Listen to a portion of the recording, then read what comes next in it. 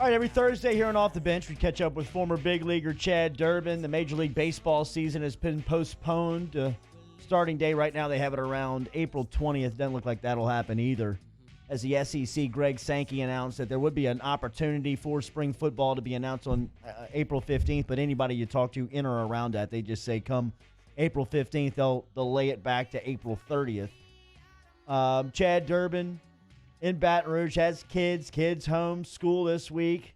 Changing lifestyle, Durbs. How is it, man? A lot of cool stuff happening.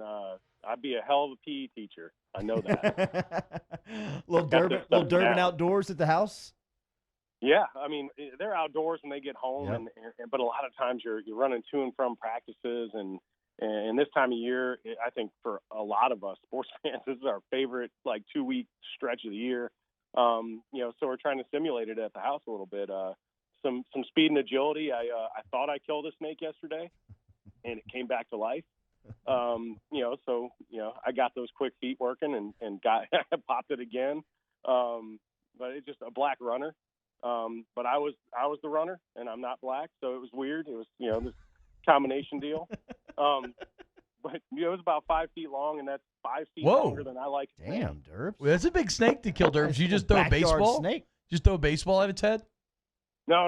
I had nothing close to me other than the long stick you use to the rolling paint. That stuff. Okay. So I popped it in the head with a little one-arm drill you do when you just bludgeoned it to death with the paint roller? I didn't know what to do. I'm not. I got kids that are trying to do PE at the house. So okay, so this is something that Jordy, I haven't asked you about. I got a 2-year-old. She doesn't actually go to school. She goes to Mother's Day out. So I'm not having to do homeschool. Are y'all doing the homeschool thing? Yes. Yeah. How's that going? No, we get the assignments every morning. They push the full curriculum at us. Wow. I mean, Wait, Durbs. so Durb, what's your strongest subject? What are you best at teaching? Well, I got to PE. give credit. The wife is the one handling the majority of it. And by 11:35, she's eyeballing the rosé. I need to go to the parent. I need to go to the teacher room, the teacher conference room. Relax. She woke up this morning and she was like, "Isn't this a teacher planning day?" I mean, the assignments come over in the morning. I mean, you have all the. I mean, dude, I got some complaints when we go back. I mean, this is what we're paying the tuition for. I can't be teaching the classes, man. You know what I mean? We got to get some online streaming or recorded classes or something. Durbs, as a professional athlete, you guys live in so much structure, right? Or whether it's around the clubhouse and you've got pregame meals and you know what's going on with the flights after the game and where you're going to sleep tonight, tomorrow. If you're a professional athlete right now, how many of these guys do you think come back out of shape? I would say quite a few. I mean, I think quite a few are going to come back in better shape than they were in at the time. Also, because you do get into routine and you don't push yourself as much. A lot of guys in spring training, baseball specifically, guys are trying not to get hurt a little bit. If I get hurt before we leave to go north, maybe I don't get the full money I'm allotted.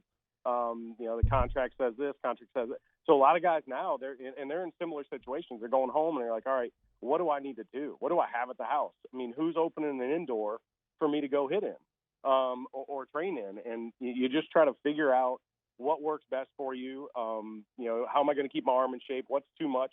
What's too little? When I do know that start date, I've got a 5 or 6 week buildup to try to get ready again. So I think you'll have some guys that, I ate a lot of snacks day one, and I had to cut down. And getting outside with the kids and doing all that is my way, and I'm not worried about being in shape like those guys. But I would think that, when you don't have the proper equipment, your posterior chain and your core starts to take a hit, and then the next thing is a lack of energy, or you pop a hamstring, it's just you have to restructure, re-routine, reach out to everybody you know. I'm sure the strength conditioning guys on the pro level are nonstop sending stuff out to these guys. And then locally, I'm sure the guys that are in that strength conditioning and baseball world are working with these athletes in their local areas. They go back to who they work with in the off season. They get together with who they can get together with. And, they've got to keep pushing. You just can't sit around. I mean, it's nice to sit around on your off days, and after you've done a 3 or 4 hour workout on a day, you can be lazy. You can game it up. You can get on Fortnite. You can play Call of Duty. You can do all that stuff. But when you haven't done what you normally do, kind of hangs over your head, and it's a weight behind you. So I think these guys, I know what I would do. I know after 9/11 there was like a week and a half stretch of just like, what do we do? But we didn't have to worry about this airborne or surface-based virus and all that stuff. You weren't, staying 6 feet away from everybody. You're able to go to the ballpark. You're able to work out, but it still felt so much different. And when you came back, the importance of each pitch had kind of diminished. You mentioned. And so, go ahead. Well, you want to compete. You're a competitor. You'll find a way. I mean, if it's beating your wife at rummy, you're like, all right, we're going. And I'm not laying off like I do sometimes because I need this competition. So I think it's an interesting dynamic for athletes right now. It's the importance of athletics altogether has diminished because this is a pretty big deal. So I think there's that balance, and some guys are going to eat the stress away, and some guys are going to work their butt off in the gym to get the stress out. So I think you'll have a variety of different results coming out of it. We spoke to Chef Michael Johnson in hour number one. He's executive chef over at LSU, and Ogeron went and found him with the Seattle Seahawks. So that was the program where he was at. When you were playing professionally, how much emphasis did you guys put on nutrition, eating right every day? Well, it changed over the years. 1996, 97 through maybe 2002, 3. It was, pizza, Snickers, donuts. It was the wild, wild west as far as, eat what you want. If you eat yourself out of the game, good. If you're not, you're going to get a spot. And then as it kept going, you had more and more guys that maybe went to college with a heavy-duty nutritionist in there saying, no, this is how we fuel the engine. You're driving a Ferrari out there. This ain't a Pinto. So we got to fuel it the right way. And I think, I grabbed onto it fairly early, and I had the right guys in place. Tim Maxey was the head strength conditioning guy with the Indians and the Royals while I was with those teams. And his routine was, hey, you eat now. This is what you eat before. This is what you eat after. This is the balance of carbs to protein to fats. Let's get this normalized. And then my last couple of years, teams were pushing in money to pay to have chefs and nutritionists come in excess of what you normally would pay a clubhouse. You might have $100 a day for clubhouse dues, which is a lot. But when you think about what they're feeding you and what they're making accessible to you, so you'd ask for more. You'd have guys like Jason Worth or Chase Utley or whatever. They're like, hey, I want more. Is everybody okay with it? If not, I'll do it on my own. But if we can, push this money together, we can pool it. We can probably have better stuff. So, and then what you see is less guys getting hurt, more guys playing at a higher efficiency level. And so it kind of progressed over 17 years of pro ball. It didn't even look, if you walked into a clubhouse in 1999 versus 2013, it wasn't, the 99 guy, the 2000 guy would be like, hey man, Clubby, go to the store and get me some donuts and some burgers. I got a function here. So it progressed and it progressed in the right way. You're paying a lot more money to guys. They better be healthy or we're going to do the best we can. So that's kind of how it progressed. Durbs, our final poll, we're doing a fast food bracket this week. The final matchup is Popeyes versus Raising Cane's. Who are you voting for? I'm going Raising Cane's. Okay. I would have gone Chick-Fil-A against Popeyes. Mm-hmm. And do I like Popeyes? Absolutely. But I can only do that like once a month. Yeah. You're not wrong. I eat myself into a coma. Yeah. When I do it, and mashed potatoes, the red beans and rice, the gravy and the Biscuits. biscuits, and hell, the chicken is almost secondary sometimes. The fries are great. Everything's They good. are. Everything's Yeah. great. Yeah. But They are. what do I frequent most? Chick-fil-A. What's next in line? Raising Cane's. And then we'll see a Popeyes and be like, oh, do we want to do that to ourselves? It's not Sunday. It's not Sunday. I don't know. Yeah, Maybe, Sunday maybe Popeyes, not. it goes up the list quick. Yeah, right. Wait, so, Durbs, outside of killing snakes, teaching gym, and long division, how are you staying sane during the quarantine? What are you watching? What are you doing? And I actually watched.